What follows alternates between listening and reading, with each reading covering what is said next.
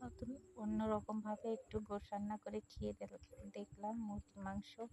আমি এখানে মাংস আর আলুটাকে তেলটা গরম হলেই কড়াইতে দিয়ে দিয়েছি। দিয়ে মাংসটা গায়ের রং সাদা হয়ে গেলেই আমি এক এক করে সব মশলা এখানে দিয়েছি। আদা রসুন বাটা, শুকনো মরিচ বাটা, জিরা বাটা, গরম মশলা, তেজপাতা সব কিছুই দিয়ে এবার আমি মাংসটাকে খুব ভালোভাবে কষিয়ে নিচ্ছি।